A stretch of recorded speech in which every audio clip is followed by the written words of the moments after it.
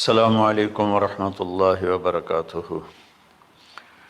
الحمد للہ الذی بیدہ الملک وهو علی کل شیء قدیر، هو الاول والآخر والظاہر والباطن وهو بكل شیء علیم، واشہد ان لا الہ الا اللہ وحدہ لا شریک لہ، واشہد ان سیدنا ومولانا محمدا عبدہ ورسولہ، ارسلہ بالحق بشیرا ونذیرا وداعیا الی اللہ بإذنہ وسراجا منیرا، صلی اللہ تعالی علیہ وعلی آلہ وعلی اصحابہ وبارک وسلم تسلیما کثیرا کثیرا، اما بعد فاعوذ باللہ من الشیطان الرجیم، بسم اللہ الرحمن الرحیم۔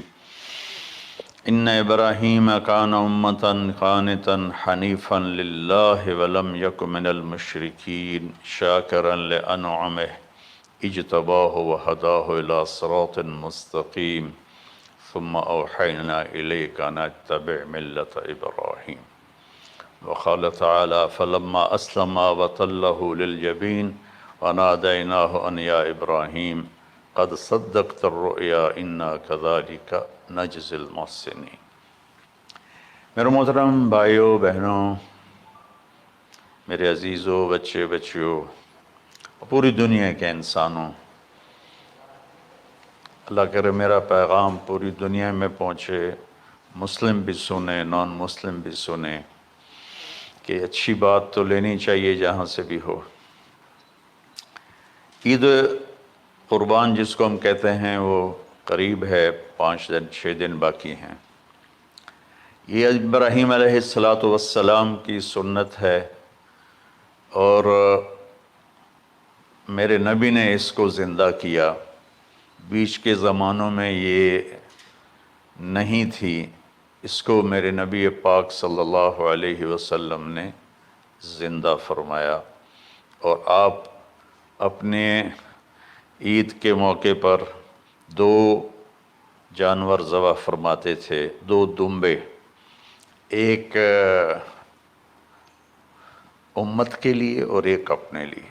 سبحان، ایک امت کے لیے، ایک اپنے لیے۔ ابراہیم علیہ السلام سے یہ سلسلہ کیسے شروع ہوا؟ ابراہیم علیہ السلام کون ہیں؟ ان کی ہستی کیا ہے؟ ابراہیم علیہ السلام وہ نبی ہیں جن پر ساری امتوں کا اتفاق ہے۔ یہود بھی ابراہیم علیہ السلام کو کہتے ہیں ہمارے ہیں، عیسائی بھی ابراہیم علیہ السلام کو کہتے ہیں ہمارے ہیں، مسلمان بھی ابراہیم علیہ السلام کو کہتے ہیں ہمارے ہیں۔ آگے پھر یہود موسیٰ علیہ السلام پر رک جاتے ہیں اور عیسیٰ علیہ السلام کا انکار کرتے ہیں، عیسائی عیسیٰ علیہ السلام پر رک جاتے ہیں اور محمد مصطفیٰ صلی اللہ علیہ وسلم کا انکار کرتے ہیں۔ ان ابراہیم لأواہ حلیم، ان ابراہیم لأواہ حلیم، ابراہیم بہت مہربان رونے دھونے والے تھے، اور ابراہیم کا مطلب بھی ہے مہربان باپ، مہربان باپ۔ ابراہیم علیہ السلام کی کہانی تو بہت لمبی ہے، اسے سنانے کے نہ مجھے سکت ہے، اور نہ ہی آگے جو ہم کاسٹ کرتے ہیں اس میں اتنی ہمت ہوتی ہے۔ تو ہم شروع ہی کرتے ہیں کہ ابراہیم علیہ السلام سے اللہ نے اپنے بچے کی قربانی کیسے لی، پیچھے سارے واقعات کو چھوڑ کر۔ ابراہیم علیہ السلام کو جب آگ میں ڈالا گیا اور اللہ تعالیٰ نے ان کو آگ سے زندہ سلامت باہر نکالا، تو پھر انہوں نے ہجرت فرمائی اور مصر گئے۔ مصر کا جو بادشاہ تھا وہ ہر آنے والی عورت کو زبردستی ایک رات اپنے کمرے میں رکھتا تھا، تو اس نے حضرت سارہ علیہ السلام کو بھی قبضہ کر کے اپنے کمرے میں رکھا۔ جو ہی ہاتھ بڑھاتا اس کا ہاتھ سوکھ جاتا، پیچھے کرتا تو ٹھیک ہو جاتا، پھر ایسے ہاتھ بڑھاتا سوکھ جاتا، پھر پیچھے کرتا ٹھیک ہو جاتا۔ پھر ایسے ہاتھ بڑھایا، سوکھ گیا، پھر پیچھے کیا، ٹھیک ہو گیا۔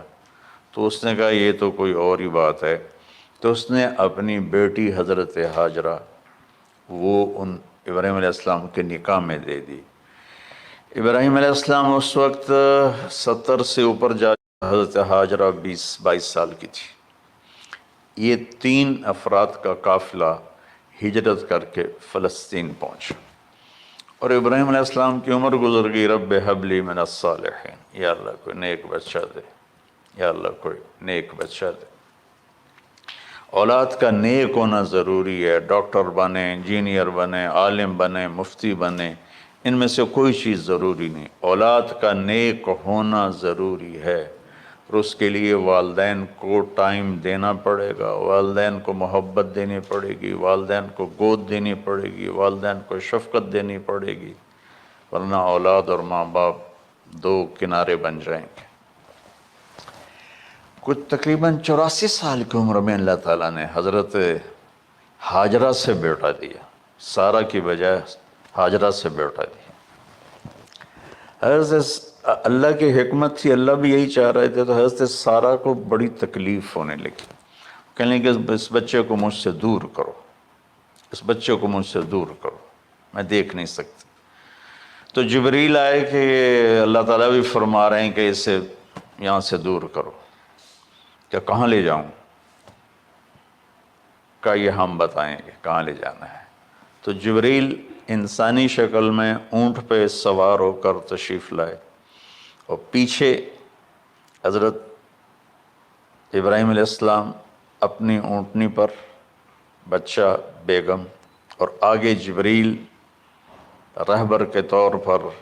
فلسطین سرسبز ہے، کہیں خشک ہے، لیکن پانی ہے، اچھی آبادی ہے۔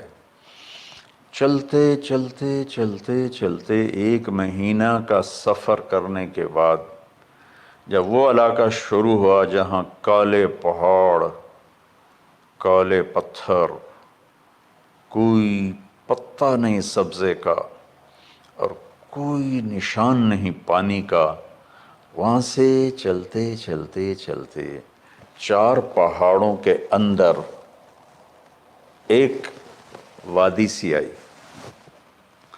جب وہاں پہنچے تو جبریل کہنے لگے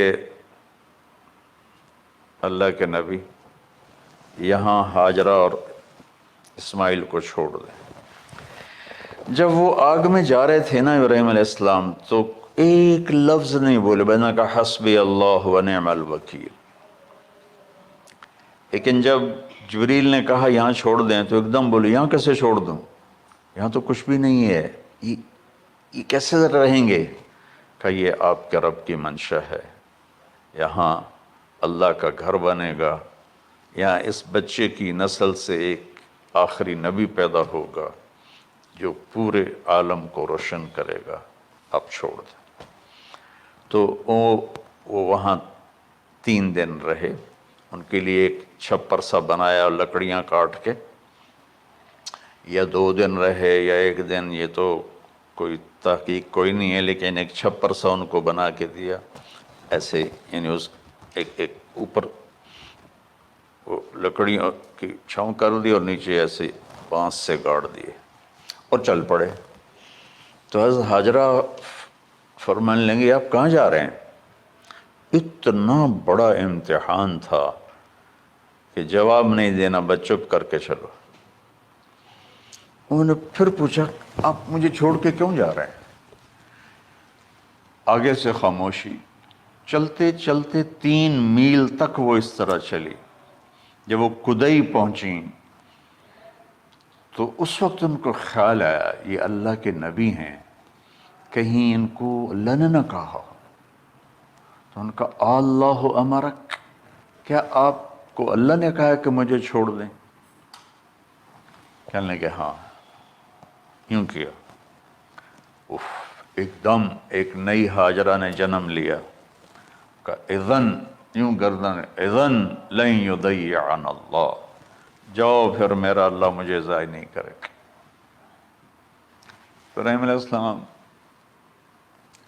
بوجھل دل کے ساتھ پیدل چل رہے تھے دونوں میاں بیوی، اونٹنی پہ سوار ہوئے، اور وہ اپنے بچے کو گود میں لے کر ایسے کھڑی ان کو دیکھ رہے تھے۔ یہ کوئی مہینے کے لیے نہیں جا رہے تھے، پتہ نہیں ہے کب واپس آئیں۔ اجدے بچھڑے قد ملن گے، جانے رب رحمان۔ دیکھتی رہیں۔ پھر انہیں ایسے پہاڑی کے اوپر چڑھے کہ اونٹ نیچے اتری، تو پھر انہیں اور واپس اس وادی کی طرف چلیں۔ کیا وقت تھا، صبح تھی، شام تھی۔ جو ابراہیم علیہ السلام غائب ہوئے تو ایک دم آپ نے اونٹنی کا منہ موڑا ادھر ہی اور کہا ربنا انی اسکنت من ذریت بواد غیر ذی زرع ربنا لیقیموا الصلاۃ۔ کیا درد ہے! آپ اندازہ لگاؤ، ایک آدمی کو 84 سال کی عمر میں بیٹا ملے اور پھر اسے ایسے جنگل بیابان میں چھوڑ دیا جائے، تو ان کے دل پہ کیا بیت رہی ہوگی۔ یہ اس دعا میں وہ درد ہے جو میرے بھی آنسو نکل رہے ہیں۔ ہم کو 3 دفعہ قصہ سنا چکا۔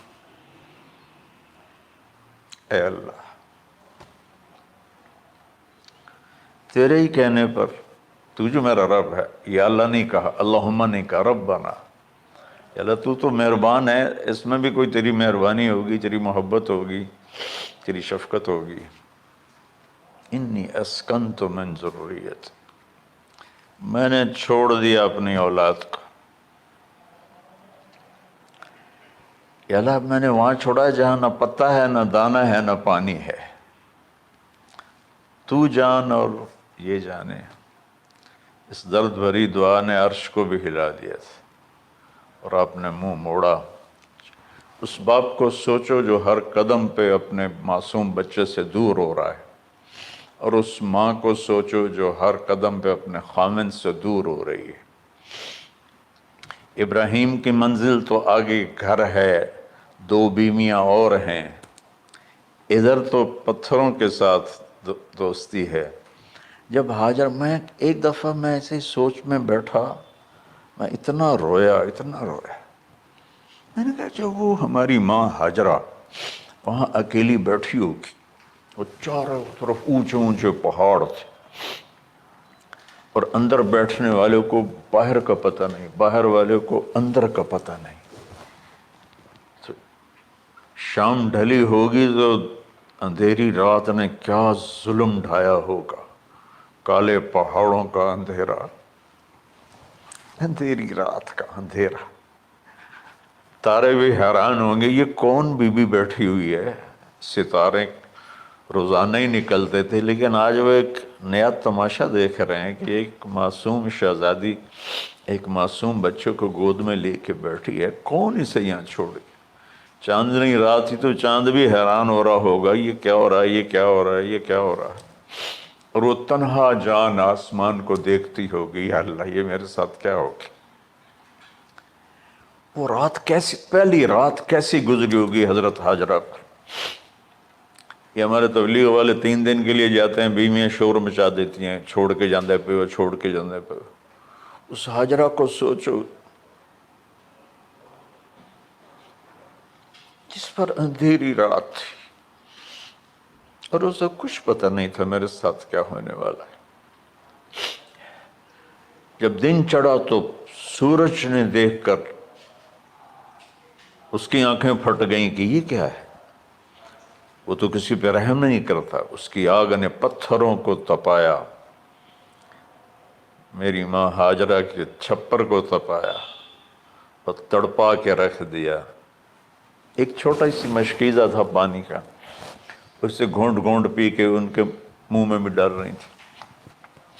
اس مشکیزے پر 3 دن گزرے، پانی ختم ہو گیا۔ ہم 92 کے حج میں پھنس گئے، مزدلفہ سے پہلے تو ہماری بس میں پانی کوئی نہیں تھا۔ جو اس وقت ہمارا حال ہو، ہمیں پتہ تھا 2-4 گھنٹے کے بعد پانی ہے، لیکن جو اس وقت بچے بھی تھے، چیخ و پکار تھی۔ ہاجرہ کی چیخیں کون سن رہا تھا؟ اور ادھر اسماعیل کی دھاڑ دھاڑ شروع ہو گئی، پیاس کی وجہ سے، بھوک کی وجہ سے۔ بے بس ماں دیکھ رہی ہے۔ میں قطر میں تھا جماعت میں، تو مجھے یہاں کندھے میں درد ہوا، میں ہاسپٹل گیا تو ایمرجنسی سے انہوں لے کر گئے۔ ایک بچہ تڑپ رہا تھا اس میں، جو ہاسپٹل کا بیڈ ہوتا ہے، چھوٹا سا، اس کی ماں ٹیک لگا کر نا اس کو یوں دیکھ رہی تھی۔ مجھے نہیں پتا وہ کون ہے، مجھے نہیں پتا اس بچے کو کیا ہے، لیکن آپ یقین مانیں یہ جو میرے آنسو ہیں اس عورت کی وجہ سے، کہ جس خاموش ساز خاموش فریاد سے معمور ہیں ہم، نالہ اگر لب پہ آتا ہے تو مجبور ہیں ہم۔ جس طرح وہ ماں ساز خاموش تھی اور اس کے چہرے پر درد پکار رہا تھا، میں صرف ایسے گزرتے گزرتے اس کو دیکھا، اور میں آج رو رہا ہوں 15 سال کا قصہ یاد کر کے۔ تو ہاجرہ کے چہرے کو کون پڑھنے والا تھا؟ کون سی ایمرجنسی وارڈ میں بیٹھی تھی؟ کون اس کے لیے کہہ رہا تھا میں پانی لاتا ہوں، کھانا لاتا ہوں؟ موت تھی، دونوں ماں بیٹی کی۔ تو یہ بے قراری میں صفا مروہ کی دوڑ لگائی، انہیں پتا تھا کچھ نہیں ہے۔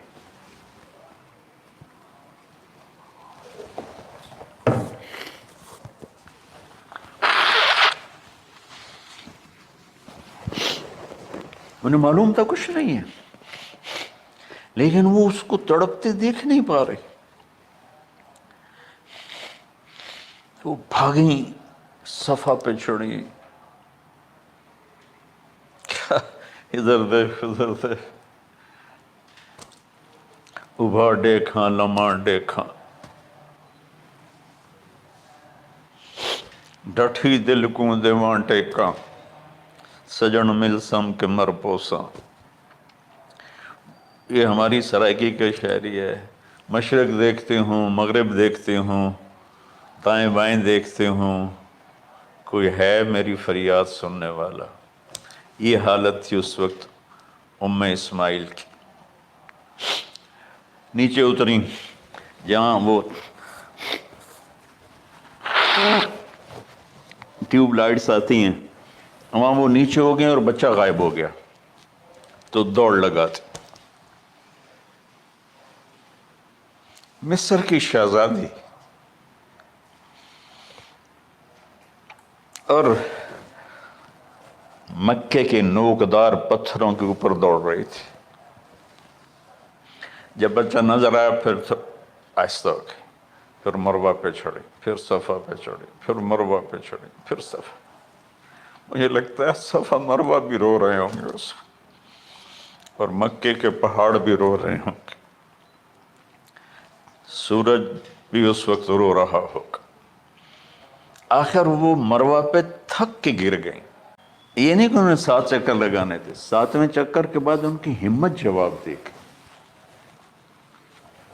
وہ گر گئیں، اور ان کا جینا چاہا کہ میں بچے کو اپنے سامنے مرتا دیکھوں، اس لیے وہیں گر گئیں کہ میں اتھے مر جاؤں وہ اتھے مر جاؤں۔ پھر ایسے حسرت بھری نظروں سے یوں دیکھا، مر گیا کہ نہیں؟ تو وہاں ایک آدمی کھڑا تھا۔ پھر مردہ جسم میں پھر جان آ گئی،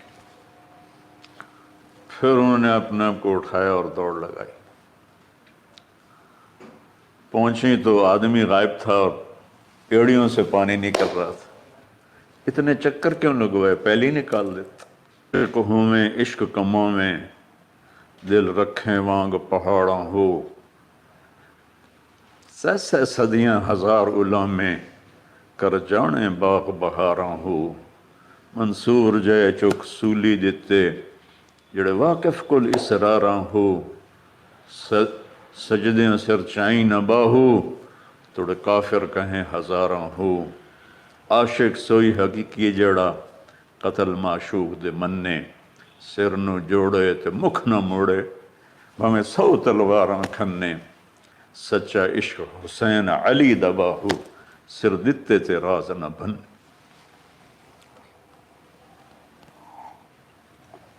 کوئی ابراہیم کا گلہ نہیں، شکوہ نہیں. یہ 7 چکر اور تڑپ اور درد، اس کے بعد پانی کیوں نکالا؟ پہلے کیوں نہیں نکالا؟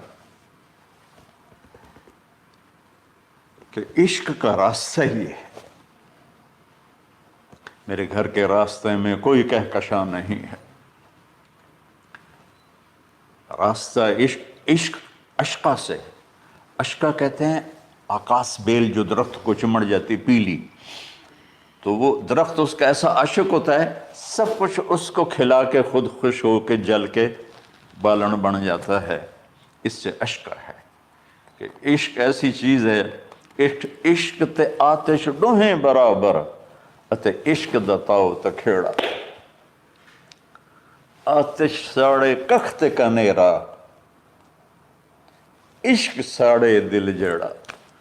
خواجہ غلام فرید صاحب کی شاعری سنا رہا ہوں کہ عشق میں بھی آ گیا اور لکڑی میں بھی آ گیا. لکڑی کی آگ خس و خاشاک کو جلاتی ہے اور عشق کی آگ دل کو جلا کے برباد کر دیتی ہے.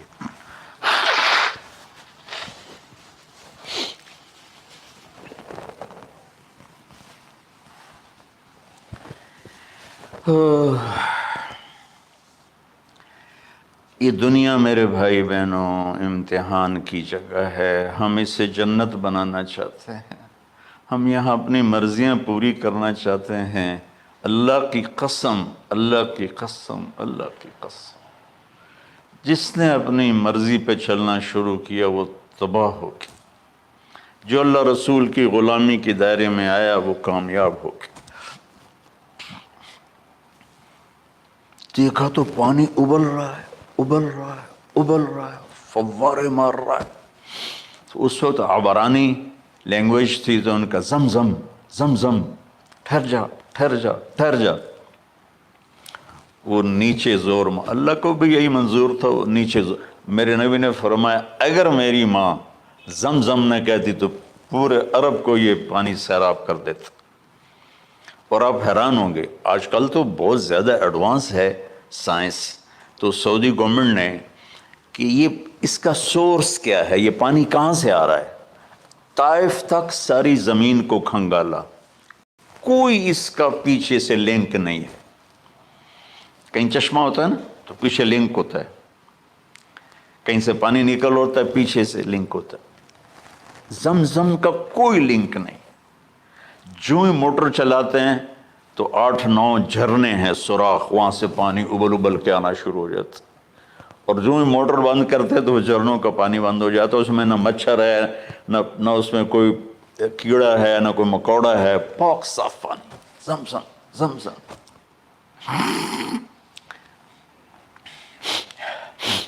جتنا اونچا بنانا ہو بلڈنگ اتنی گہری بنیاد. اس ماں بیٹے سے محمد مصطفیٰ نے آنا ہے تو پھر بنیاد تو گہری ہوگی نا. ایسے تو نہیں ہے نا.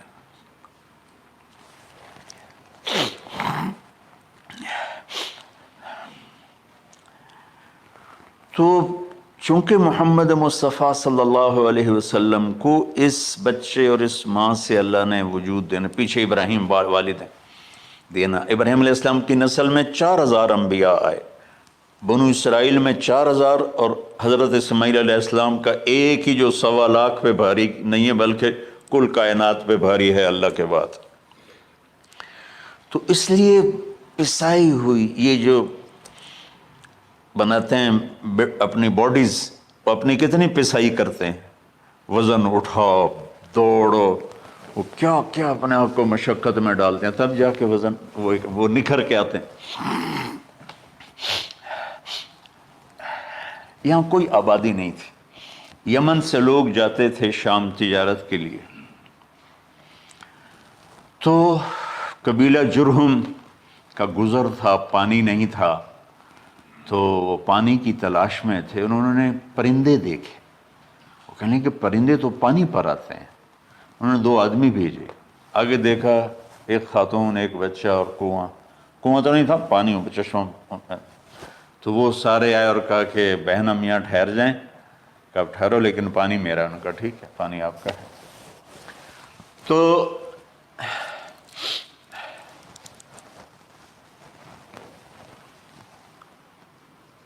ایک سال کے بعد اجازت ملی، جاؤ مل کے آؤ،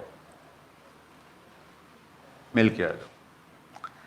جس گھاٹی سے ابراہیم کو جدا کیا تھا اس پر کتنی دفعہ حضرت ہاجرہ کی نظر پڑتی ہوگی؟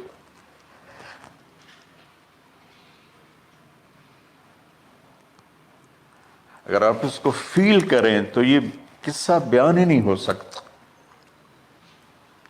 بس رونا ہی پڑے گا۔ اور خاص طور پر آج کے دور میں جب کوئی اللہ کو کی ماننے کے لیے تیار ہی نہیں ہے، کوئی جہنم سے ڈرنے کے لیے تیار نہیں، کوئی جنت کی طلبگار نہیں۔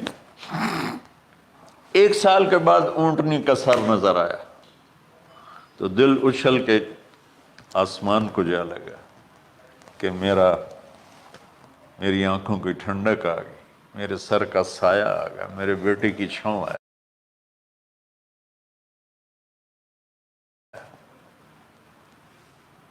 وہ اونٹنی بٹھائی،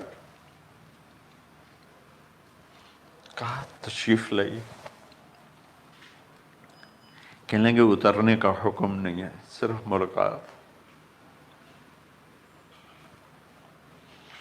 نہ آتے صبر آیا ہوا تھا، صبر توڑ کے پھر جا رہے ہیں۔ تو اف نہیں کی، آہ نہ کر لبوں کو سی، زخم پہ زخم کھا کے جی،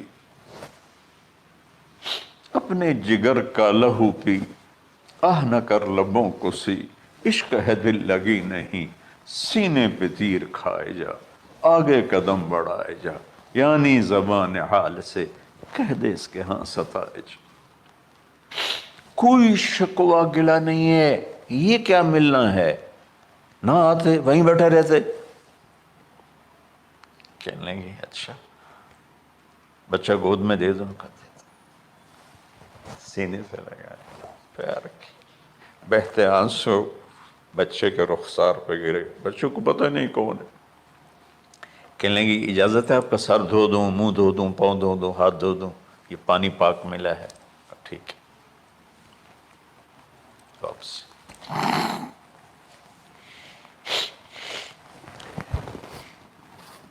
فلما بلغ معه السعی، جب وہ بچہ بھاگنے دوڑنے لگا، دل میں اتر گیا، نظروں کو بھا گیا، تو خواب آنے شروع ہوئے، قیمتی چیز قربان کرو، پتہ نہیں کتنی بکریاں قربان کر دیں۔ پھر خواب آیا قیمتی چیز قربان کرو، پھر گائے قربان کر دیں، عدد مجھے یاد نہیں ہے۔ پھر خواب آیا قیمتی چیز قربان کرو، اونٹ قربان کر دیے۔ پھر خواب آیا قیمتی چیز قربان کرو، تو پھر خیال آیا کہ یہ اسماعیل کی طرف اشارہ ہے۔ 1500 کلومیٹر ہے، 1 مہینے کا اونٹ کا سفر ہے۔ چھری لے کر ایک باپ بچے کو ذبح کرنے جا رہا ہے۔ اس مہینے کے ہر منٹ نہیں، ہر سیکنڈ میں اس کے دل پہ کیا گزر رہی ہوگی، کس لیے جا رہا؟ ساری دنیا پھرتے ہیں، جب گھر واپس آنے کا ہوتا ہے تو خوش ہو رہے ہوتے ہیں کہ پاکستان جا رہے ہیں، پاکستان جا رہے ہیں۔ کتنی دفعہ اللہ نے دنیا پھرائی یہ، اور اس باپ کی عمر اب 92 سال ہو چکی۔ 92 سال مولانا صاحب، اور اس کی اونٹنی کے قدم کے ساتھ نہیں، ہر سیکنڈ کے ہر کروڑویں حصے میں ابراہیم کا دل پھٹتا ہوگا کہ اس معصوم بچے کو ذبح کیسے کروں گا. اللہ کی مان کے دکھا دی. اللہ نے تو ہمیں دین ہی آسان دیا ہے، ہم سے تو نہیں بچوں کی قربانی مانگی. ابو بکر صدیق رضی اللہ تعالیٰ عنہ نے فرمایا تھا یا رسول اللہ، ایک آیت ہے جس میں کا مفہوم یہی ہے، اگر اللہ ہمیں کہتا نا بچے قربان کرو، ہم بھی چھریاں چلا دیتے.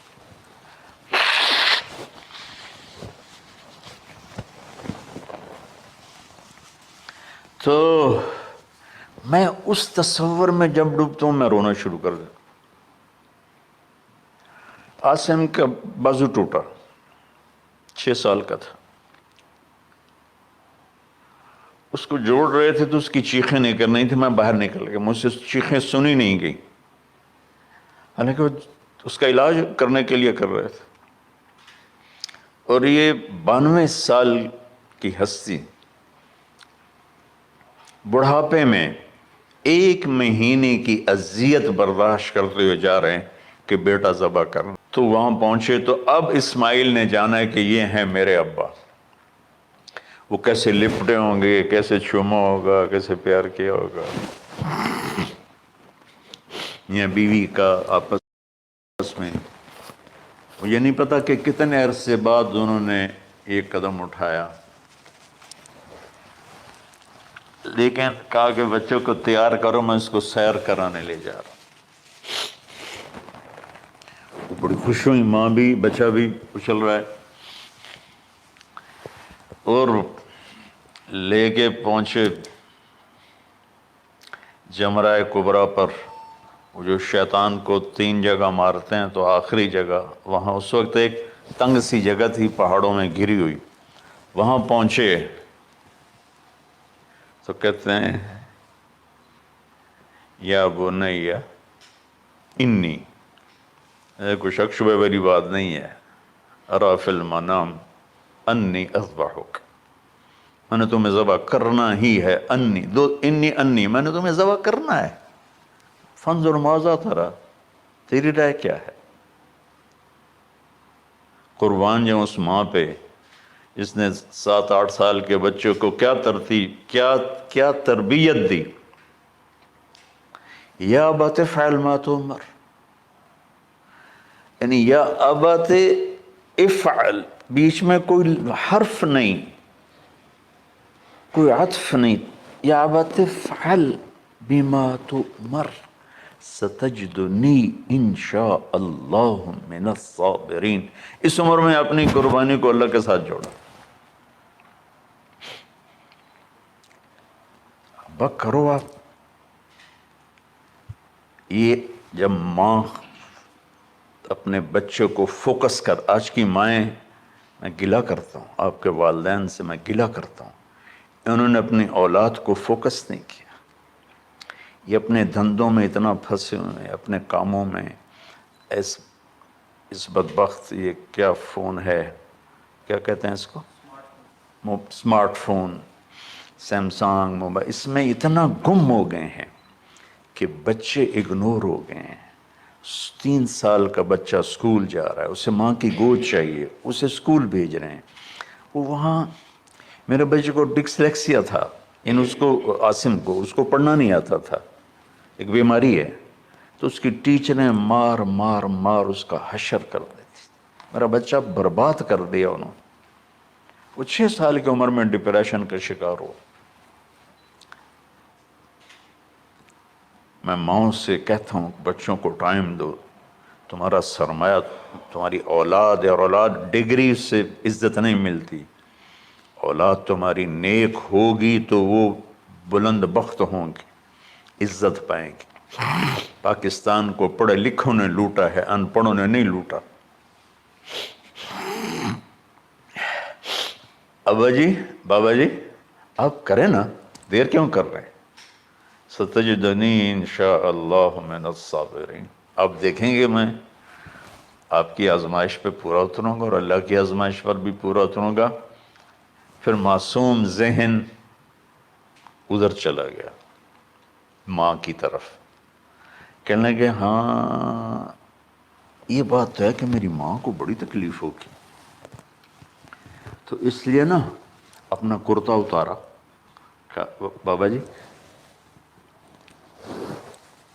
یہ کرتا آپ میری ماں کو دے دیں، وہ جب مجھے یاد کرے گی میرا کرتا دیکھ لے، اور آپ نے مجھے یہیں دفن کرنا ہے، ادھر نہیں لے جانا، اور آپ بھی احتیاط کریں، مجھے الٹا الٹائیں، طلّہ للجبین، میرا سر زمین پہ لگا ہے، گردن نہیں، تاکہ آپ کو تکلیف نہ ہو مجھے دیکھ کر۔ اب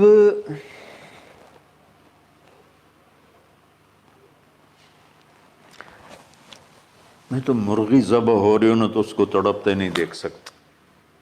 قربانی کے لیے مفتی صاحبان کہتے ہیں کہ اوپر کھڑا ہونا چاہیے، خود کرے یا اوپر کھڑا، میں نہیں کھڑا ہو سکتا، جانور جب تڑپتا ہے تو مجھے کچھ ہونے لگتا، تو میں بچوں کو بھیجتا ہوں جاؤ قربانی پہ کھڑے ہو۔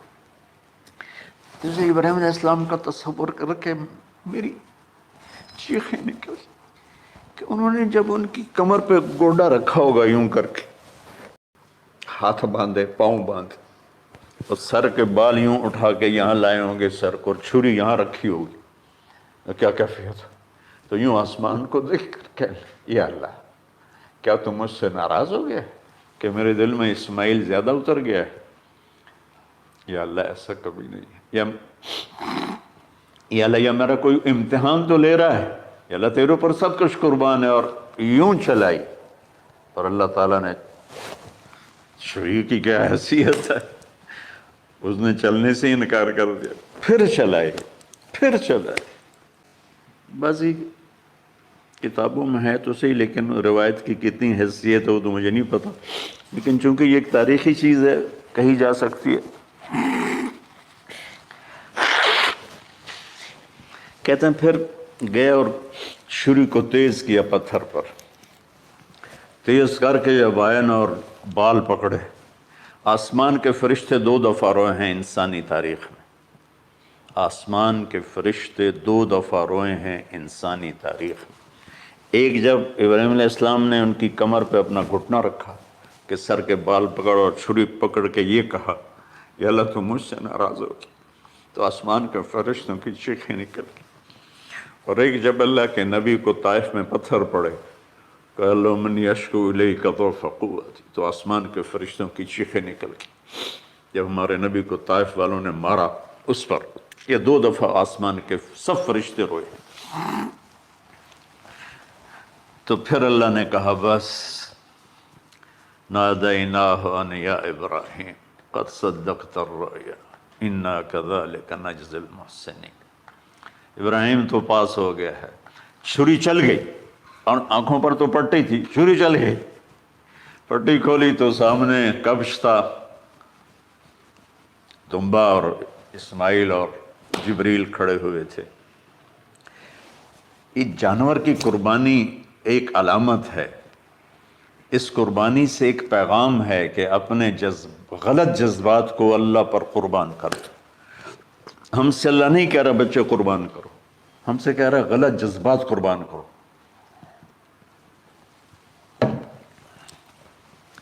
ہم سے اللہ کہہ رہا ہے اپنے جذبات کو دبا دو جو تمہیں اللہ اس کے رسول سے دور کرتے ہیں، ان پر چھری چلاؤ۔ جو اللہ اس کا محبوب کہتا ہے ان کو کرنے کے لیے بھی اپنے جذبات پہ چھری چلاؤ۔ سچ بولنے کے لیے چھری چلانی ہے تو چلاؤ اپنے جذبوں پر، اب اس کو پھیلا دو۔ ساری شریعت میں اللہ نے جو احل حلالا، جو اس نے کہا ہے یہ کرنا ہے، اس کے لیے اپنے جذبات قربان کر دو۔ وحرم حراما، اور جو کہتا ہے نہیں کرنا اس کو چھوڑنے کے لیے اپنے جذبات قربان کر دو۔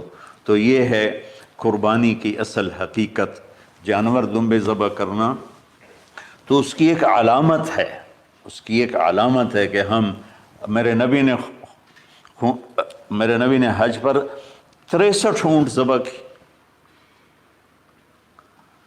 اپنے ہاتھ سے ذبح کی، باقی 37 حضرت علی رضی اللہ تعالیٰ عنہ علیہ السلام نے ذبح کی۔ تو بھائیو، قربانی کی اصل یہ ہے کہ ہم اللہ اس کے رسول پر اپنے جذبوں کو قربان کر رہے ہیں، اپنے جذبوں کو قربان کر رہے ہیں۔ مولانا ابوالکلام آزاد رحمۃ اللہ علیہ کا میں مضمون پڑھ رہا تھا اسی قربانی پر، تو انہوں نے فرمایا، انہوں نے لکھا، وہ خطابت اور قلم کے تو بادشاہ تھے، واقعی وہ ابوالکلام تھے۔ انہوں نے لکھا کہ اللہ نے چھری کے لیے چلنا طے کیا ہوا تھا، اللہ نے چھری کے لیے چلنا طے کیا ہوا تھا۔ جب اسماعیل کو لٹایا گیا تو اسماعیل کو کھینچ لیا، چھری کو روک دیا۔ جب میرے نبی کے والد کو حضرت عبد المطلب جب زمزم کا کنواں کھود رہے تھے تو باپ بیٹا تھے، حارث اور عبد المطلب، تو تھک کر کے ایک دن کہنے لگے، یا اللہ اگر تو مجھے 10 بیٹے دے گا نا تو میں ایک تیرے نام پہ قربان کروں گا۔ اللہ نے 15 دے دیے۔ جو وہ سارے جوان ہو گئے تو ان کو اکٹھا کیا، بچوں میں نے تو منت مانی تھی، تو انہوں نے کہا ابا جان آپ جس پہ ہاتھ رکھیں گے ہم تیار ہیں، کیا اطاعت ہے۔ تو کہنے لگے نہیں میں قرعہ ڈالوں گا، جو اس زمانے کا طریقہ تھا وہ تیروں کے ساتھ۔ تو حضرت عبداللہ کا قرعہ نکل آیا، حضرت عبداللہ سب سے زیادہ محبوب، تو انہوں نے ہاتھ پکڑا، چھرا اٹھایا۔ عمر بن عاص رضی اللہ عنہ کے والد عاص بن وائل ایک بہت بڑا کام کر گیا، وہ سامنے آگے کھڑا ہو گیا، کہنے لگا یہ کام نہیں ہوگا۔ انہوں نے کہا یہ سردار کا بول ہے، کہا آگے بھی سردار کھڑا ہوا ہے، میں یہ ظلم نہیں ہونے دوں گا۔ سارے مکے والے اس کے ساتھ ہو گئے، عبد المطلب اکیلے رہ گئے۔ انہوں نے کہا وہ جو ہے نا قطبہ کاہنہ نجران میں، وہ جو فیصلہ کرے گی یا عصفان میں وہ مانوں گا۔ کہا چلو۔ تو عصفان یا نجران گئے قریش مکہ کے سردار، تو اس کاہنہ عورت، جیسے آج اس زمانے کی جج ہوتی تھی، مرد بھی عورت میں، اس نے کہا کہ تم لوگ قتل کا معاوضہ کیا لیتے ہو؟ کہ 10 اونٹ۔ کہ اچھا ایسا کرو، ایک تیر پہ لکھو عبداللہ اور ایک پہ لکھو 10 اونٹ اور قرعہ ڈالو۔ اگر اونٹوں کا قرعہ نکل آئے تو جتنے اونٹ لکھے ہیں وہ ذبح کر کے عبداللہ کو چھوڑ دو، اور اگر عبداللہ کا نام نکلے تو ہر دفعہ 10 اونٹ بڑھا دو۔ تو وہ سارے بڑے خوش ہو گئے۔ تو عبد المطلب نے احتیاطاً 100 اونٹ پہلے کھڑے کر لیے صفا کے ساتھ، اور حرم شریف میں اکٹھے ہو گئے، اور وہ جو تیروں سے کرتے تھے تو الانصاب غالباً اس کو کہتے ہیں، ایسا ہی ہے نا؟ ہاں۔ تو وہ 10 اونٹ عبداللہ، اس نے جو قرعہ اندازی میں والے نے جو پھینکا تو نکلا عبداللہ، تو وہ 10 اونٹ اس نے پہلے الگ کھڑے کیے تھے تو 20 کر دیے، پھر قرعہ ڈالا تو عبداللہ، پھر 10 اور کر کے 30 کر دیے، پھر قرعہ ڈالا تو عبداللہ، پھر 10 اور کی تو 40 ہو گئے، پھر قرعہ ڈالا تو عبداللہ تو 50 ہو گئے، پھر قرعہ ڈالا تو عبداللہ تو 60 ہو گئے۔ مکے والوں کی آنکھیں پھٹنے لگی، پسینے آنے لگے۔ پھر قرعہ ڈالا عبداللہ تو 70 ہو گئے۔ 90 جب ہوئے تو سب کی آنکھیں باہر نکل آئیں کہ اب پیچھے تو اونٹ ہی ختم ہو گئی۔ تو پھر قرعہ ڈالا 100 پر تو نکلا 100 اونٹ، تو سب نے نعرے لگائے۔ تو عبد المطلب کہنے لگے نہیں میں ایک دفعہ اور کروں گا، کیا تو پھر 100 اونٹ، پھر سب نے نعرے لگائے، کہا نہیں میں ایک دفعہ اور کروں گا، پھر کیا تو 100 اونٹ۔ تو پھر عبد المطلب نے حضرت عبداللہ کو آزاد کیا، 100 اونٹ خود ذبح کیے۔ تو ابوالکلام آزاد رحمۃ اللہ علیہ فرماتے ہیں دوسری دفعہ وہ چھری چلنے لگی حضرت عبداللہ پر۔ ایک واقعہ بھی اس کے ساتھ عجیب ہے۔ آپ بازار میں جا رہے تھے حضرت عبداللہ، تو سامنے سے ایک نا پہلی کتابوں کی عالم عورت آ گئی، اس نے اسے دیکھا تو کہا عبداللہ تیری جان بچانے پہ 100 اونٹ ڈگے تھے نا؟ کہاں؟ کہ ایک رات میرے ساتھ گزار لے 100 اونٹ میں دوں گی۔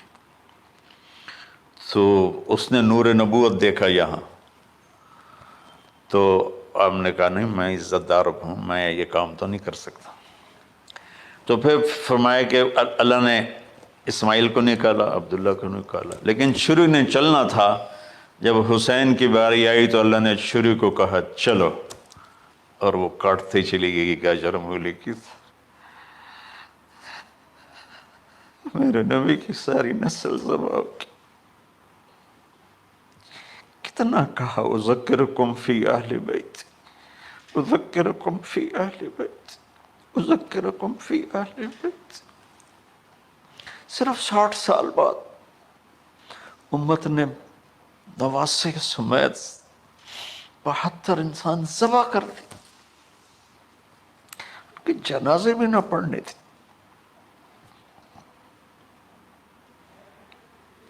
اقبال نے کہا تھا نا، قتل حسین اصل میں مرگ یزید ہے، اسلام زندہ ہوتا ہے ہر کربلا کے بعد۔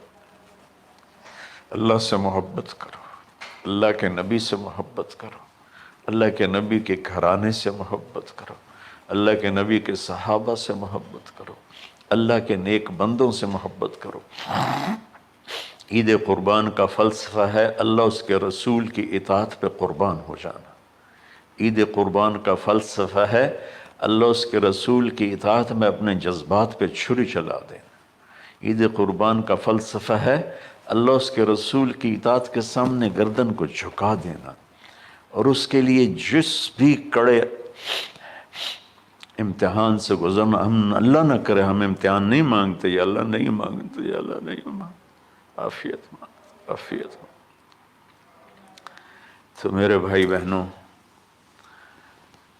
ہم اللہ کی بارگاہ میں جھکے، ہم اللہ کی بارگاہ میں جھکے، اس کے رسول کی بارگاہ میں جھکے، تاکہ ہمارا یہ جہان بنے وہ جہان۔